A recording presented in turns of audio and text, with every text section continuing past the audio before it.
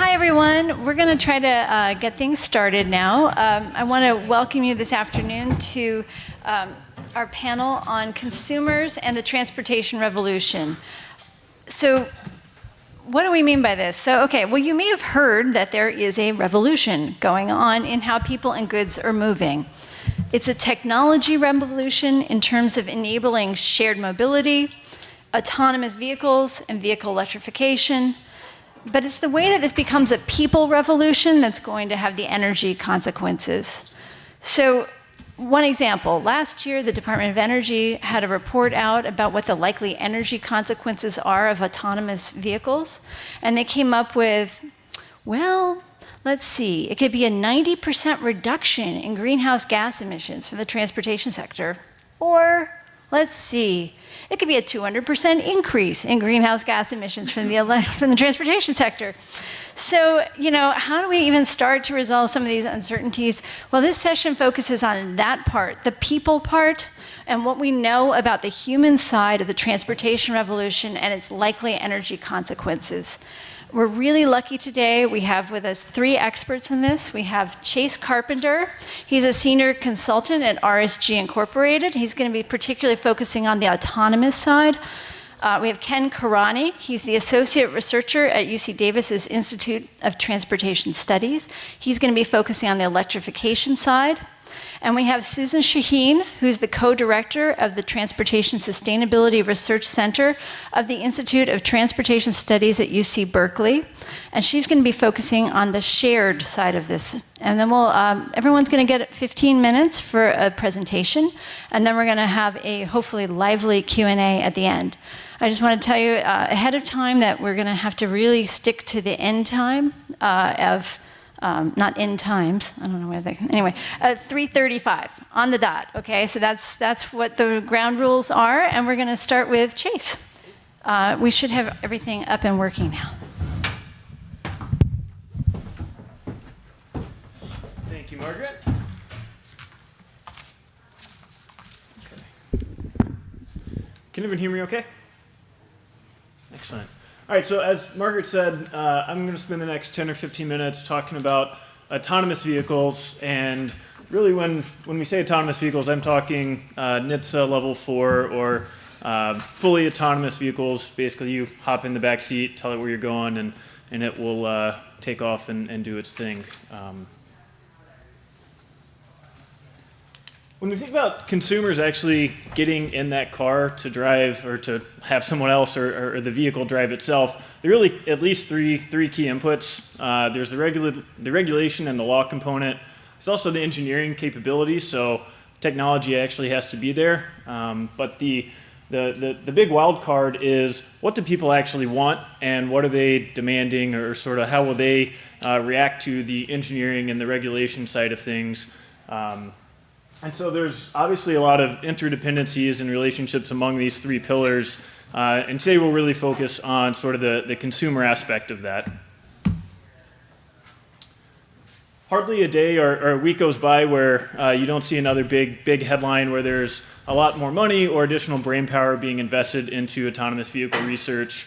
I grabbed a screenshot from driverlessvehiclenews.com earlier in the week, and it just so happened that each one of these headlines sort of aligns with the 3 pillars that I just described. And you know, on the left, Michigan just passed a bunch of legislature that will allow autonomous vehicles to be on the road and do some testing, which is going to be a great advance and sort of a playground for them to actually have autonomous vehicles on the road.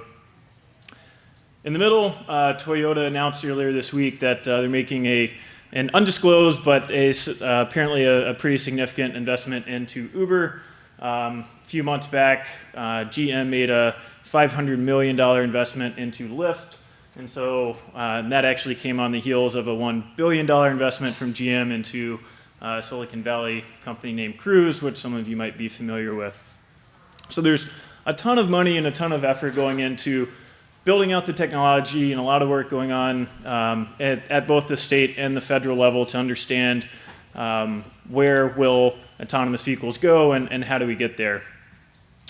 On the right is an article or a study that was just published by University of Michigan talking about a lot of things that we're interested in, and it's really the consumer side of things. And if you can read the headline, it says, does anyone really want a self-driving car? The data so far is a little mixed, and it sort of gets to the heart of how you teed up the discussion is what constitutes a revolution. And do you need full adoption? Do you need 5%? Do you need 1%? And so I think the data that's out there today kind of frames that in an interesting perspective. So we'll talk a little bit more about the research that they're doing at University of Michigan. Okay, so as I said, at RSG, and I've been spending a lot of time thinking about what do people actually want when it comes to autonomous vehicles, and so that's what we'll share today. We have some data from the Puget Sound region, which is Seattle and the surrounding areas, and we basically have done a pretty big, large-scale census-type household diary study. So we have a bunch of data about where people live, how they move, what's going on in their household. And so in that study, we captured a bunch of data about how do they feel about autonomous vehicles and sort of what do they think, how might that change in the future. This is interesting research, in my opinion, because it's the nice thing about it is that it is representative of the entire Seattle region. Whereas a lot of private sector research, you're interested in a specific segment.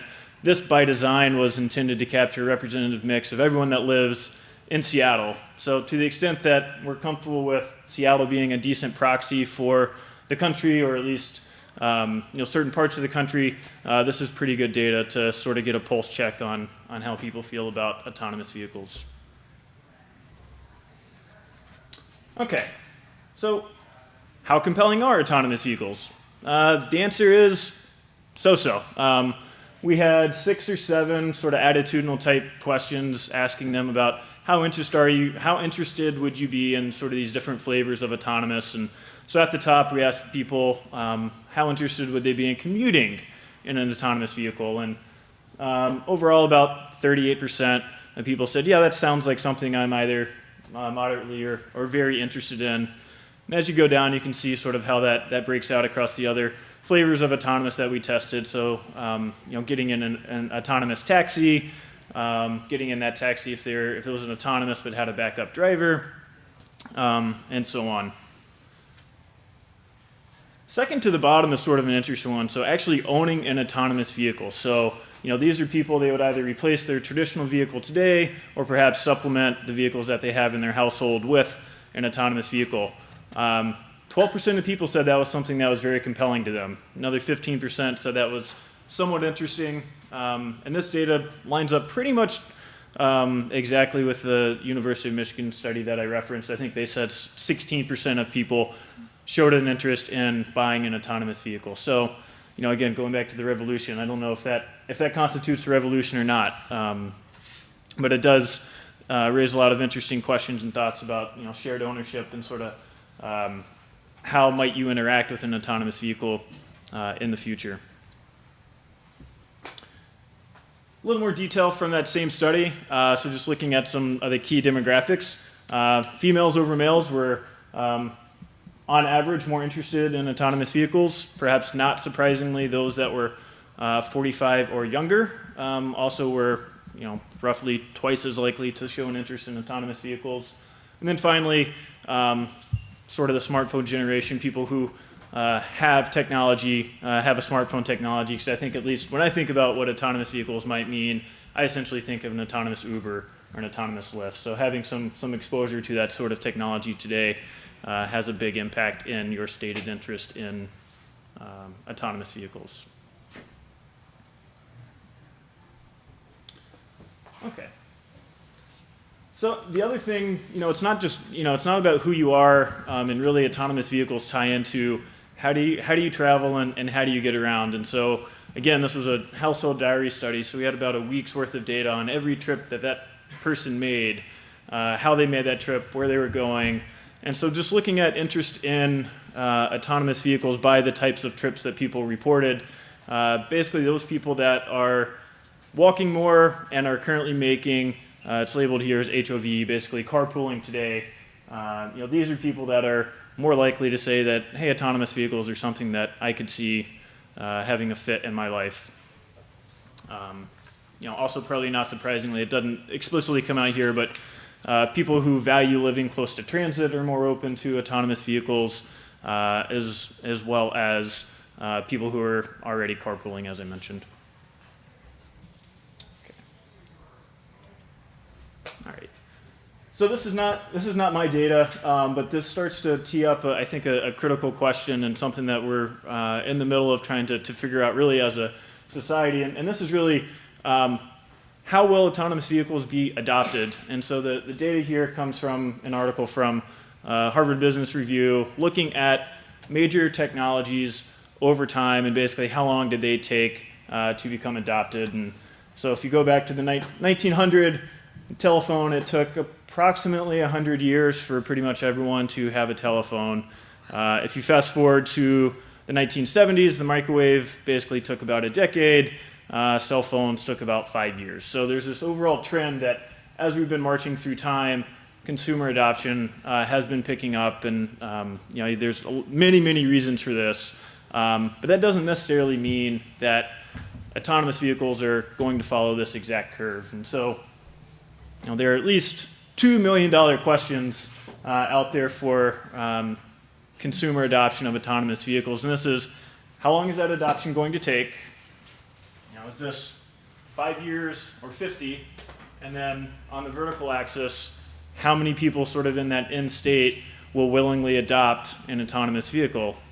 That number, depending on who you ask, is anywhere between 5% and 100. But understanding both the shape of that curve and sort of where does it level out in the future has huge implications for both the public and the private sector.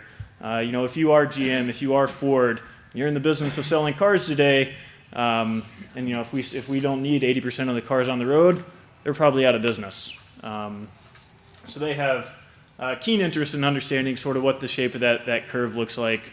On the public sector side, the demands and sort of the infrastructure that we will need to support autonomous vehicles could be vastly different. Think about parking. I live in downtown Chicago. There's every other block there's a huge parking structure. In an autonomous world, we probably don't need that. You can have your cars drive around, drop you off, and then go hang out in the suburbs for 2 hours while you go to your meeting. So these questions really span the gamut of private sector, public sector, and everything in between. So to just tie it back together, we started with that first slide that looked at consumer adoption of autonomous vehicles as a function of regulation, technology, and consumer preferences. And so that last part is really where I've been spending a lot of my time. And those consumer preferences really boil down to how much will autonomous vehicles cost? How long have they been on the market? One of the big appeals of autonomous vehicles is the potential reduction in accident rate, which sort of in an end state I think everyone can sort of get on board with. But if you think about 15 years from now, if 10% of the vehicles on the road are autonomous vehicles and the other 90 are traditionally driven vehicles, sort of what's the interaction between an autonomous vehicle and a traditional? So that's not an easy answer either. You also get into a lot of other sort of household demographic questions about, where do people live, where do they need to go for work, what vehicles do they have in their household, as well as sort of this overall state of the economy. And the last thing I mentioned there is, the different ownership models that are offered. I think I'm definitely speculating here, but my guess is that GM's investment in Lyft, Toyota's investment in Uber, is because they see a model where we all don't own our own cars. They're essentially big fleets of vehicles that you're renting out on a pay-per-use or pay-per-service type model, and so they don't want to be left out in the rain if basically they're not positioned to take advantage of that change in ownership model. And so that, I think, is all that I had today. I think we'll turn it over to Kim now to talk about electric vehicles, right? Great.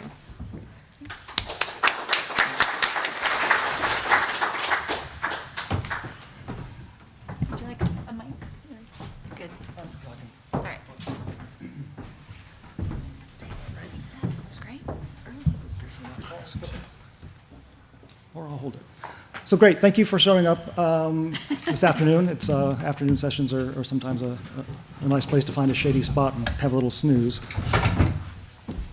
Each of us, Susan, Chase, and I, have been asked to, in some sense, represent a certain technology here, but to follow on Margaret's opening, we've all been asked to talk about consumers and the importance of understanding people and their response to these new technologies. Is I think if the three of us have been asked to represent certain technological revolutions, I think we all represent that fourth revolution I think is required, which is a better understanding, more theorizing, more study of people in all of this. I would go so far as to say that at the nexus of transportation and energy, in formal policy analysis and policy making, the end users, often drivers in this case, are either implicitly ignored or explicitly assumed away out of the analyses.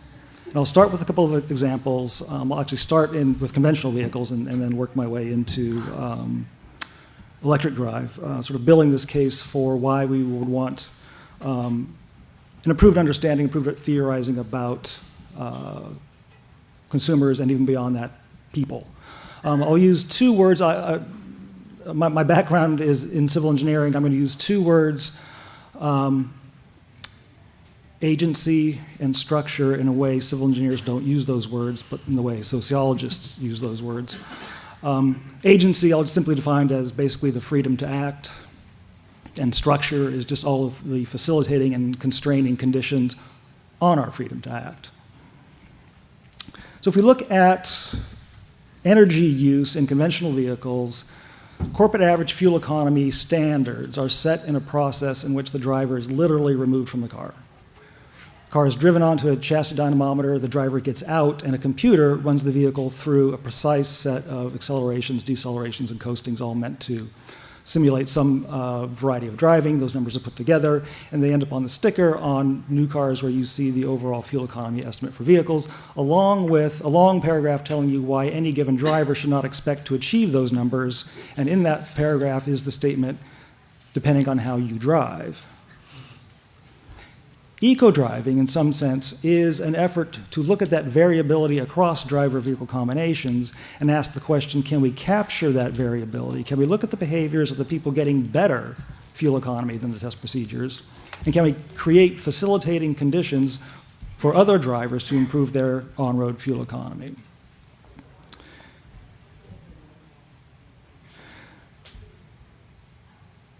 One of the ways people have been looking to do that is through improved energy feedback to drivers. You have to make your choice about, well, what energy we're going to provide to drivers, what metrics are we going to show, how are we going to show those metrics, are we going to be literal in terms of numbers, are we going to be figurative in terms of other symbolic representations, are we going to show costs instead of energy use. In a bit of work that we did in Davis, done by Dr. Ty Stillwater for his dissertation, we showed a population of drivers 3 different types of feedback. What we showed was averaging across all the feedback types and all the driver-vehicle combinations, we showed about a 3% improvement in on-road fuel economy, but a tremendous amount of variation from an 18% improvement for one particular feedback design within a specific style of trip. So we also analyzed trips by whether they tended to be trips that were city trips or highway trips. So an 18% improvement from one feedback design in one type of trip to a 9% increase in energy use or a decrease in fuel economy for another feedback design in another kinds of trips. Meaning that if you're not paying attention to people and how they are responding to driving and the context in which they drive, it's very easy to create feedback that makes things worse. One of the ways that happens is sort of now moving towards electric drive vehicles is one of the things that's different about electric drive vehicles is that an internal combustion engine vehicle is a one-way energy conversion device. You take potential energy of the chemical bonds of a fuel and you turn it into kinetic energy of a vehicle. An electric vehicle can go both ways. You turn the chemical energy stored in a battery into kinetic energy of the vehicle. You can also use that same electric motor to recapture kinetic energy and turn it back into chemical energy stored in the battery. This gives the driver something else they can do to affect their on-road energy use. The question is, how do you feed back information about regenerative braking to them? And we've seen a couple of different instances in which the feedback design actually causes drivers to get shorter range and therefore worse energy performance because they're trying to maximize the regenerative energy feedback which you get by accelerating harder and braking more. It's like, no, no, no, you actually want to brake as little as possible. So even in moving to these new technologies that have the potential to be inherently more efficient, we have to pay attention to how do we represent that information to the drivers. Another way in which plug-in vehicle drivers in particular, and I'll use plug-in as a catch-all for plug-in hybrids and battery electric vehicles, except for when the difference matters. When we reviewed public charging implementation plans, we couldn't find a plan that explicitly recognized that in the end, people would use those chargers. That the chargers themselves would be sites of new social interaction between people. And the drivers themselves talked about this in terms of etiquette. What are the rules? What am I supposed to do? What can I reasonably expect other drivers to do in these situations? The energy and travel impact, of course, being that PEV drivers were less willing to rely on public charging. If you can't rely on the availability of the charger, if you can't rely on the other users to follow what you think the rules are, then you can't rely on the system, and you tend to plan your travel not assuming you can use charging away from home, so you drive your electric vehicle less. In this instance, rules, etiquette at least, if not actually written rules, can improve or increase the amount that plug-in vehicles are driven. We see examples of this inside of companies who have workplace charging, who can in fact create and instill a set of rules and etiquette about how to use the charging systems. If we ignored plug-in vehicle drivers in creating plans for rolling out charging infrastructure, we may be ignoring some plug-in vehicle drivers more than others. About half of all vehicle owners, about half of all license holders, about half of all the people who buy vehicles are women. If we look at data from the California Clean Vehicle Rebate Program, which is the program that plug-in vehicle buyers can apply to get their state rebate, and we use that as a proxy for sales and therefore who's buying vehicles, we're at about 25% of those applications or those rebates are paid to women. The question is, are we systematically selling fewer plug-in vehicles to women than we could otherwise be doing so? When we talk to plug-in vehicle owners, men and women are more likely to talk in terms of how am I making this thing work for me in my day-to-day life? How am I using this as a practical travel tool today? Men are more likely to talk about it as a personal research and development project. I tracked my energy when I drove the route this way, and I tracked my energy when I drove the route that way, and it was different, so now I drive that way. As an example of a research and development idea. And they tend to talk about it more in terms of this is what I would like it to become. So if we have fewer women to start with, and if the conversations are systematically, and these are broad generalizations, but still, as generalizations, if those conversations we do have from men and women are shifted this way, one towards this is how I'm making this thing work now, this is what I'd like it to become, I think we run the longer-term risk of continuing to develop a system for one type of traveler or driver over another. What we know is that, again, as broad generalizations, women today still travel fewer miles on average than men do. Women, on average, as a broad generalization, however, still make more trips per day than men do. Women are more likely to make more trips to provide services to other household members, whether that's direct services through chauffeuring them to their activity locations or indirect services by doing the grocery shopping. These generalizations are true even when we look at heterosexual couples in which both the man and woman work outside the home and commute to work in a car. Whether they're a man or a woman, a person who makes more stops, makes multiple stops, multiple days per week, might want or prefer or make more use of a charging infrastructure that looks different than the person who simply commutes back and forth home to work. They might even prefer a different technology. Charging's pretty simple. You get out of the car and you make a physical connection between you and your car and the charger. But if you're making multiple stops throughout the afternoon, you might prefer an inductive charging system. You pull into the parking space, you accept an electronic handshake from the charger, you get out of your car and you walk away, and you don't even take the 10 seconds it takes to plug a car in physically. So the last thing, how am I doing, Margaret? You're good. 4 minutes and 45 seconds. 4 minutes and 45 seconds. Okay, so the last two pieces then, I'll give you sort of one more set of examples and then try to make a pivot towards Susan. When we study populations of car buyers, and so now I'm moving on to folks don't necessarily, these folks haven't bought a vehicle yet. We do a survey of new car buyers. We put them in a situation of evaluating plug-in vehicle technology and whether they think it's the right vehicle for their household. And then we try to get at if they do think so, why? What are the motivations they have? And we looked for sets of shared motivations, or there clusters or groups of people who share types of motivations.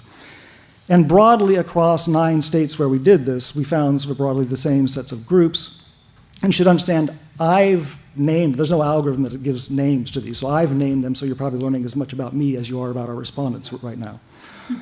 One group I've called the pro-social technologists.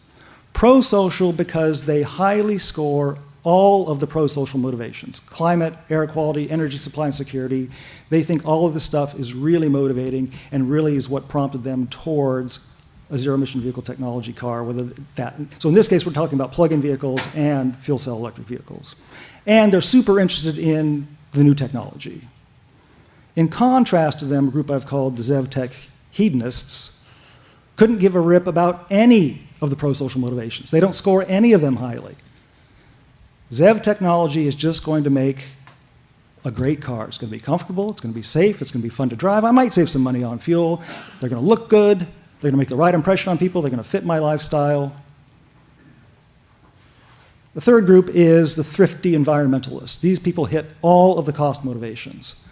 I'm going to save money on fuel, I'm going to save money on maintenance, I'm going to save money on the purchase cost, which may seem odd until I tell you that this is also the only group that scores the incentives highly. So the incentives are all primarily financial incentives, the federal tax credit, state purchase rebate incentive.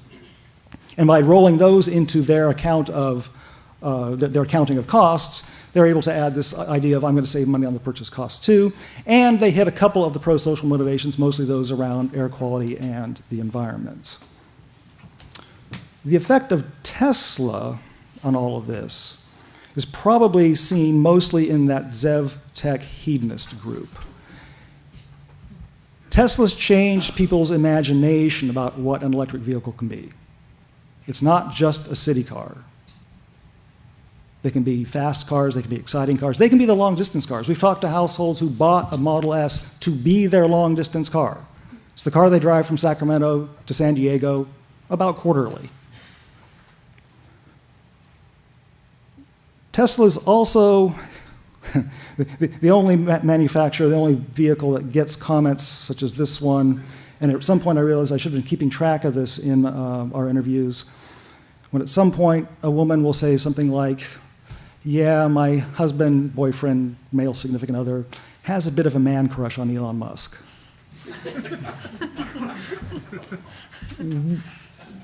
We've been doing this since the initiation of sales, really, with the Nissan Leaf and the Volt. So this is right at the turn of 2010 to 2011.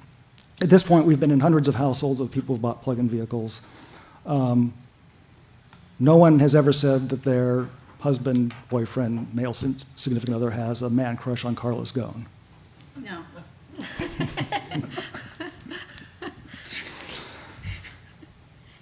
So Tesla has captured the imagination of the public in a way that it's the name. If people know the name of an electric car, Tesla is one of them. They might know the Nissan Leaf. Those are the two that people tend to know if we look just at battery electric vehicles. And they've changed the imagination of people about what the cars can be, even amongst the PEV buyers. Many of them will say, I'm waiting for the Model 3. That's going to be my next car. And they're still going to wait, but at least we've seen some evidence the Model 3 is going to happen. To pivot right now, just to Susan to wrap up, we have heard a few spontaneous discussions of car sharing, ride sharing from households in this process. In San Diego, it was an example of competing models of vehicle ownership and use. There's a large car sharing organization, business in San Diego that used electric vehicles. And there was a great deal of competition at the public charging networks between conflicting models of who should be able to use this thing. The complaint from the people operating with the model of I own my car and I drive my car versus I'm sharing this car was that business was using a public resource, and to the extent that the private vehicle owners were being excluded from it. The ultimate, at least short-term solution was Car2Go installed a lot more chargers around San Diego. The only other example is a good deal more positive and more interesting in that we've talked to PEV drivers who have chosen to become Uber and Lyft drivers precisely so they could use it as a platform to evangelize about plug-in vehicles. Nice. You called me to give you a ride, let me tell you about my car. Thank you.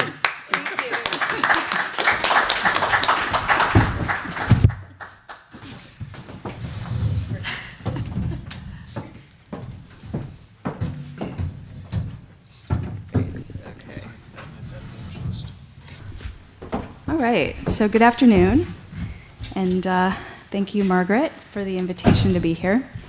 I have spent a lot of time looking at sharing. I have not looked at sharing, EVs, and automation together, but I'm going to talk quite a bit about some research, particularly modeling-based research, that has done the three to sort of bring us to the ultimate convergence. We have looked at sharing and electric vehicles, and interesting, we should compare notes, Ken, because we are studying Car2Go in San Diego. Yeah. And we have not heard about issues associated with competition for the charging. What we've heard a lot about is lack of charging, period. And so that's really impacted, actually, the economics and profitability and potentially demand of the type of service like car sharing, which being now coupled with electric vehicles. So that's something I can just say on that front. But what I wanted to do today was talk about the convergence, which I think we now know what that means. Talk a little bit about some of the documented or stated pros and cons on AVs, and then move into the literature that actually pulls some of these things together. The first study specifically does not address electrification, but the second study does. And then I want to talk also from that literature about cost savings, safety benefits, parking benefits, and overall impacts. So I think we know why we're here today. This was Margaret's vision, I believe, is to bring the convergence of these items together, culminating in what could be shared, automated, connected electric vehicles. There's lots of different people forecasting the future of automation. This was, I think, a vision that people were pretty comfortable with maybe 12 months ago. I don't know if people think that the time horizon is shrinking down for fully automated. Some people think it goes out all the way to 2050. In fact, some colleagues at UC Berkeley would state that there's so many different sociological related issues, not even things to do with insurance or how we manage these on our highways or rights of way, but just issues associated with ethics. How do we feel about a car that has the capability of making a choice about killing a cat or a nun is a famous example that's often used. So I'm not trained in assessing those things, so I'm just going to move on to the AVs and their potential benefits. So a colleague of ours, Jeff Greenblatt, I had the pleasure of working with him on the idea of bringing sort of these ideas together. And so I'm borrowing a few of Jeff's slides. And some of the non-energy related benefits I think we've heard a little bit about, increased safety. It allows us to do other things, and so there's a lot of people pontificating on what those other things might be, which gets pretty amusing. In my case, it would probably just be working, so it'd be fairly boring. But other people might be exercising or doing other things in these vehicles. there's a lot of discussion about how this could affect our land uses and how that could affect parking, and could it reduce our insurance costs and our overall parking costs because these things could be continually moving.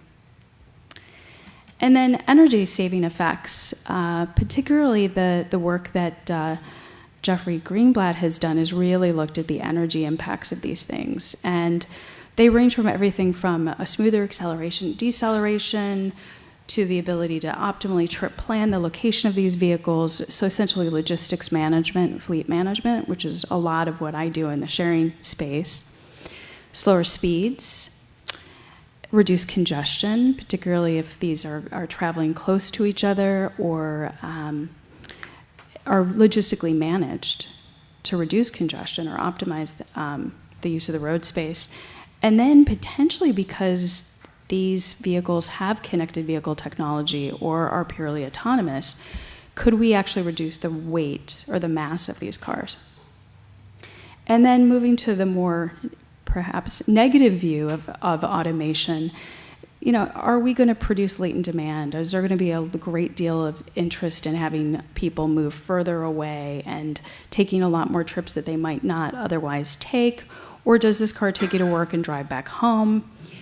Are we going to be potentially increasing speeds?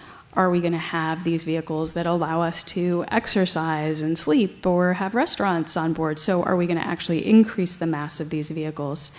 And are we going to avoid parking altogether? So when we bring all of these things together with shared automated, so not necessarily, we're not quite all the way to shared automated and electric, a lot of people purport that there's going to be a benefits for greenhouse gas emission reduction. And as an expert in car sharing, I'll tell you that most of the research we've done so far has indicated that sharing vehicles, car sharing, so something like a Zipcar type function, a round trip based model, is going to result in an average about a 27% reduction in greenhouse gas emissions. And so that's not automated at all, right? So we could probably take that one step further through efficiencies in logistics management and fleet management and assume that, that might be the case. Also, can we increase the capacity of these vehicles, make them higher occupant vehicles? I think that's a really provocative and interesting thing that I'm fascinated by these days. The idea of pooling or carpooling in these vehicles. Might we be increasing auto sales, but particularly leaning on the fleet side because these vehicles are going to get a lot of mileage on them.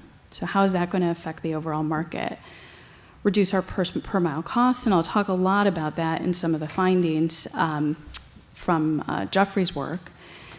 Opportunity to reassess our land use. Could we get rid of parking altogether? And San Francisco has a vision that ultimately they'll end up with shared automated, connected, and electric vehicles, and they'll be able to remove parking. And then they can bring in more low-income housing to benefit the city, or create parklets, areas where people can enjoy San Francisco more. And ultimately, I think this is one of the really fascinating parts of looking at the sharing economy from our research is how providing consumers with choices, so not keeping them in a binary system that limits them to private vehicle ownership and riding traditional transit, but providing them with a range of options so that they can choose not between options, but among options. Does this open up an opportunity to really think differently about private vehicle ownership and use altogether? And also some of the potential challenges are some of these cars, I've seen ranges in costs of $80,000 up to $220,000 for one of these vehicles. So if, this represents about 18% of a household's budget in San Francisco, car ownership, what is that going to do to the household budget if everybody is now owning one of these vehicles? I've already alluded to the fact that this could result in latent demand or increased use, longer commutes, and then ultimately, do we end up with people owning fewer cars? So as I mentioned, what I want to do now is talk about some of the shared automated vehicle research that's been done, and a couple of our colleagues, Dan Bagnet and Kara Kockelman, put together a study based on agent-based modeling in the Austin, Texas area that was really quite provocative. work, and it really looked at, well, if we coupled the idea of a one-way, so not a round-trip car-sharing fleet, but a one-way car-sharing fleet that is now automated, what would be the impacts, particularly on the environment? And so they modeled a small grid-like area in Austin, Texas. They used National Household Travel Survey data from 2009, which represented about 3.5% of all trips of about, I think, roughly 20,000 individuals. And this study, one of the things I think is very important for you to note is it does not account for shared rides. So I don't want to confuse you by that. These are car-sharing vehicles which are inherently shared, but they are not pooled. Okay, so one person is going to get in it, followed by another person, and some people refer to that as sequential sharing. So in these conditions, basically what they found out was that each shared automated vehicle could result in up to 12 vehicles being taken off the road. That is actually in line with some work that we did many years ago on round-trip car sharing that showed the range on aggregate at about 9 to 13. Quite brilliantly, the average wait time was approximately 20 seconds, which is fairly amazing, and well below the wait times of Uber and Lyft, which are typically clocked at about 3 minutes. I think they set the algorithms not to go any lower than 3 minutes. And they were serving about 31 to 41 travelers per day in a shared automated vehicle. So these vehicles are getting a lot of space, or a lot of, serving a lot of people, getting a really high resource use instead of sitting unused in a parking space 95% of the time. And then what they found was that this resulted with efficient vehicles, but not electric vehicles, about 5.6% reduction in greenhouse gas emissions. So now moving on to Jeffrey's work and Sam Sakina's work from Lawrence Berkeley National Lab, is they also did a modeling exercise. And their motivation was to look at this notion of shared automated taxis. So again, a sequential sharing model. So it doesn't take into effect any of these pooling notions that are quite fascinating, but really just looks at that sequential sharing, which I think also restricts their potential environmental benefits. They found decreases in greenhouse gas emissions. And one of the things that they really did in this work that I thought was quite interesting is, yes, they assume electrification. They also looked at electric drive technologies fueled by hydrogen. And then they also looked at all the trip making of people in the United States. And they concluded that there was this huge opportunity to downsize the vehicle, or I guess what Jeff and Sam would say, right-size the vehicle for 1 to 2 passengers. They also looked at the idea of latent demand, so this could result in higher trip making, and probably will, particularly if they're getting 20-second wait times similar to Vagonet and Kokelman's work. Increases in vehicle efficiency and overall improvements in cost effectiveness. So basically, the results are quite promising and exciting for those of us that kind of geek out on the sharing space, with electric vehicles being in a shared automated fashion. And again, this isn't even pooled. This is sequential sharing, 63 to 80% lower GHGs per mile than a privately owned gasoline electric hybrid. And half those savings are attributed to the right sizing of the vehicle. And I think this is a really fascinating concept for us to think about is, does everybody have to have a sedan or a minivan? What is the right-sized vehicle for the time of day you're traveling and in this particular spatial environment in which you're traveling? And I think that's some of the work that was really fascinating here. And from an economic perspective, one of the things they looked at, too, was just the cost-effectiveness of an electric vehicle. In the context of private vehicle ownership, they found that with a 2030 time horizon based on about 12,000 miles use per year, which is a little even on the high end for some people like myself, don't spend a lot of time in private vehicles, EVs weren't cost effective. However, if EVs were put in a taxi environment in which they were working a lot, like taxis do, or car sharing vehicles do, with about a 40,000 to 70,000 mile yearly average, and Jeff and Sam were right in the right ballpark for shared vehicles there, that this was a really cost-effective solution for deploying electric vehicles, which is brilliant. And they went even further than that. They did some economic analysis for us, and you can see that the per mile driving cost for private vehicles, even in the automated context, is much higher for a hybrid electric vehicle in contrast to their shared taxi scenario, with the assumption of about 70,000 annual miles per year. And you can see here that automated battery electric operated vehicles could go as low as 29 cents per mile. So pretty interesting results. And by the way, I wanted to just go back to that. The 29 cents is lower than the 34 cents because he's assuming, again, the right sizing of the vehicle, and that the majority of those trips are going to come from essentially 1 to 2 people being in those particular vehicles. So the right sizing is important. So other things that we've learned from the literature is that 93% of crashes, according to NHTSA, could possibly be eliminated because they're human-caused accidents.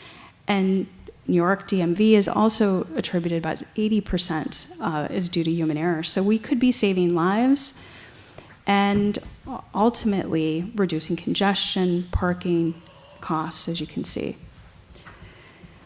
From the 2 studies that I highlighted, Fagenet and Kockelman found that each shared automated vehicle was replacing about 11 parking spaces. And I've already noted that you could use land use quite differently in this scenario. And Mike Chester and several of our colleagues at UC Berkeley did a life cycle analysis on parking, and you can see that parking is adding CO2 emissions per passenger kilometer mile as well to transport. So to remove parking demands could be helpful. And then just to sort of wrap this up, shared automated vehicle impacts, again, Fagenet was showing up to 12 privately owned vehicles could be taken off the road, 11 parking spaces. Greenblatt and Saxena's work, roughly 87% with 1 to 2 people, and then they further calculated the life cycle GHG emissions per mile or kilometer could fall roughly 90%. And I believe, Margaret, you shared that very statistic when you kicked off this session. So I'm going to wrap up and just want to leave you with some of these studies in case you want to delve in a little bit deeper, because they're quite fascinating. So thank you. I'm going to ask if there's one thing you'd like to change that could affect energy use in transportation, given all these trends, what would it be? And this doesn't have to be limited to consumers or to autonomous or shared or electrification, but just one thing to change about energy use in transportation. So, you guys, I think they're all live, so. Well, I think I'll go to the technology I was asked to spend most time on, and generalize from electrification to the sources of electricity, which is renewables. I think electric drive is going to overtake transportation eventually anyway. We have a policy window which is driving it perhaps faster than it might, electric drive technology might overtake the vehicle applications. But I think if Elon's taught us anything, is that electric drive can make better vehicles. It is then essential that that electricity be produced, and I understand you had quite an interesting discussion about this at lunch, as cleanly as possible. That cleaning up renewable, clean electricity will do as much to alter the effects of energy consumption in transportation as maybe anything else we could do. Okay. Well, as a sharing person, I'd say I think the most revolutionary concept in this context is to really shift from an ownership-based mindset to an access-based mindset. I might take a little bit of the cop-out because you mentioned doesn't have to relate to the consumer side, and to me, there's so much technology, both in automation and in hybrid technology, that could be applied to the movement of freight and goods. Could be done much more efficiently, much cheaper. And this technology, by and large, already exists. If you look at the off-highway vehicle market, things like mining applications and other big agriculture and construction equipment, it's being used today, and it works. And so that's, to me, I see that's sort of a low-hanging fruit that could have a huge and immediate impact on our energy demands. Great. Okay. To me, I think one of the big drawbacks for electric cars are the charging times you have to have. Even if you have access to plenty of chargers, it still takes 20 minutes or something to charge one with a 240 volt source or whatever it is. Are there alternate technologies such as supercapacitors that you could use to store energy and be able to charge them extremely quickly because they're electronic, they're not ionic?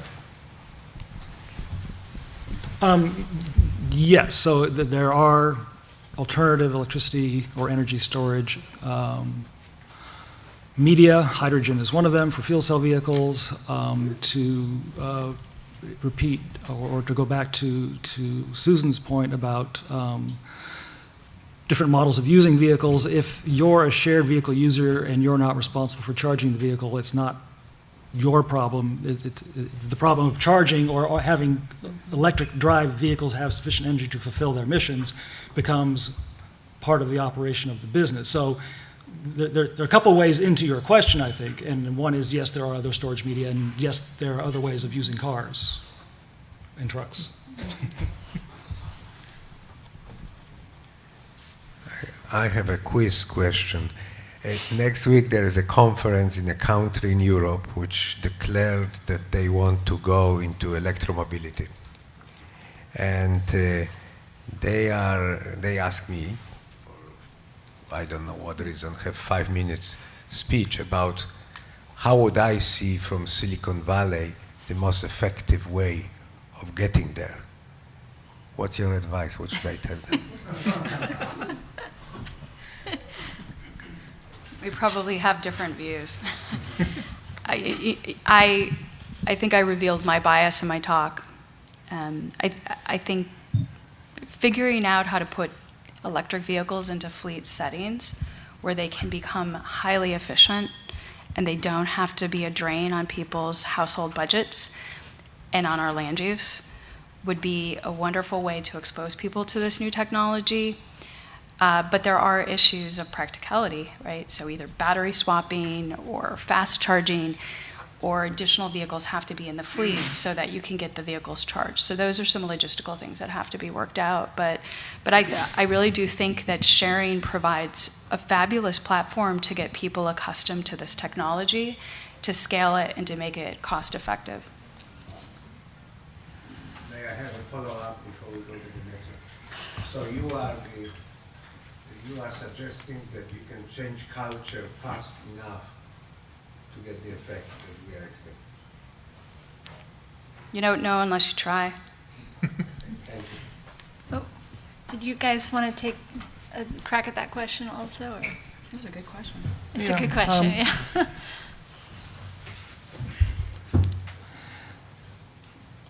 Agency and structure are different in different places and different in different cultures.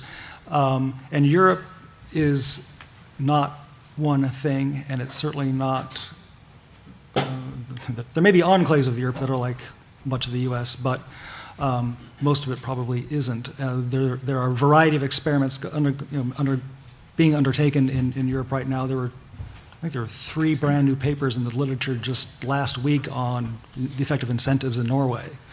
So there's a lot of work going on a lot of research going on in Europe right now about how to affect greater change or higher speed of introduction of the technology. My answer is to not really answer your question, but to go to the people who are studying. If you've been asked to talk specifically about electric mobility in Europe, there are people in Europe who have much better answers to that than I can give you. Hi, Tom Harrington from Intuit, and I have a question more for Susan and Ken. EVs, if I'm wearing my sustainability hat, I absolutely love what they do for carbon emissions. If I'm wearing my transportation hat and I'm looking at what they do for traffic congestion, it's killing me because 10% of my workers are driving to work in single occupant vehicles.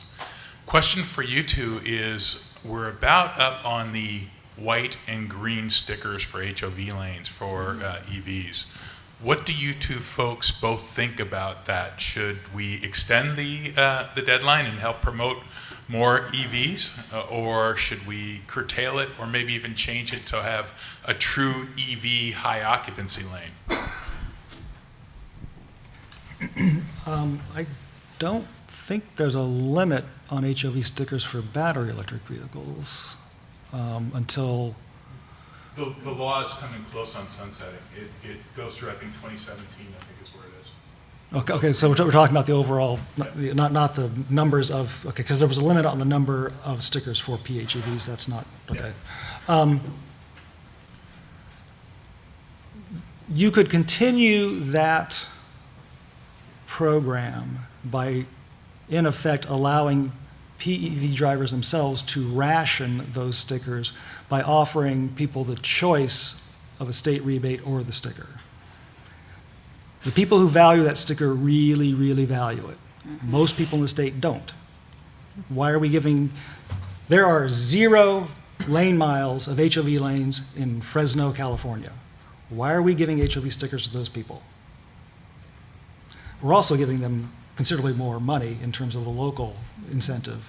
So why are we doing both of those things in particular when the HOV sticker has no value? So in terms of the issue you didn't ask me about, which was the limited number of stickers for PHEVs, users themselves could be rationing them. They are highly valued.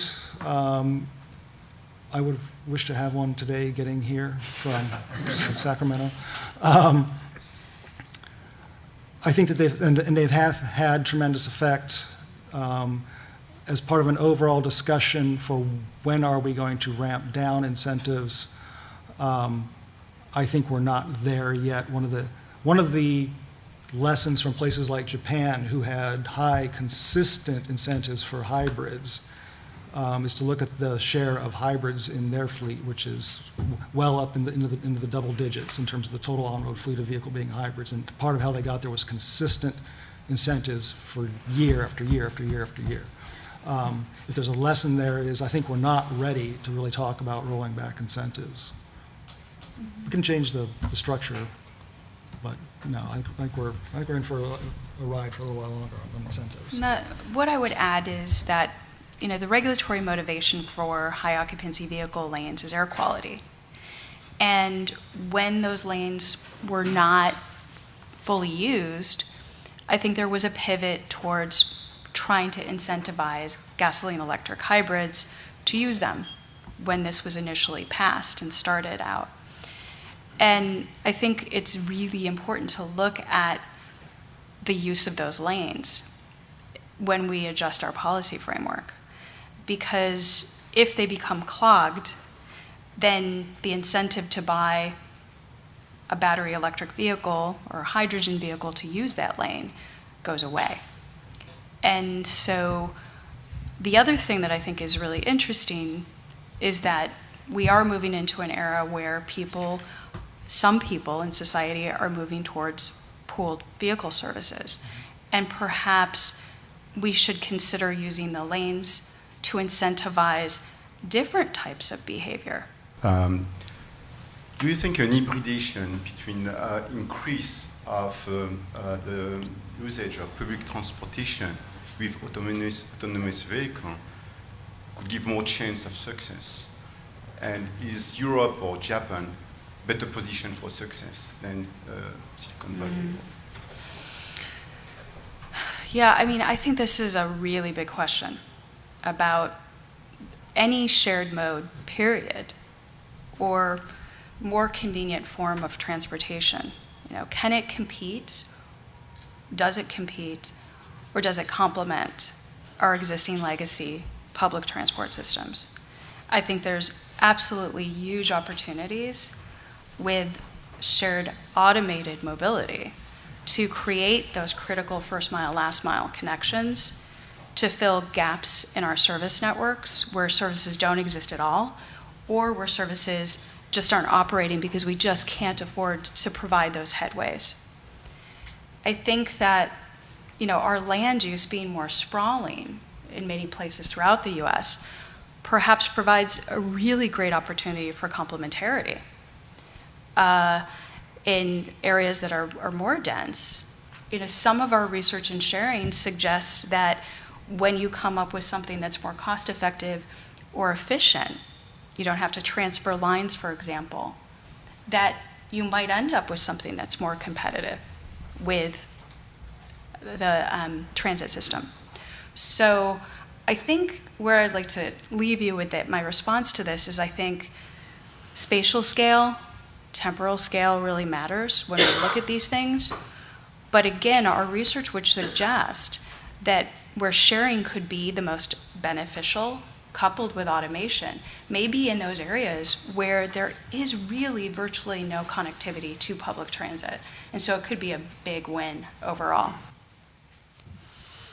Okay, and with that, I hope we've all had an interesting afternoon. I want to thank everyone for getting here and then facing the traffic later.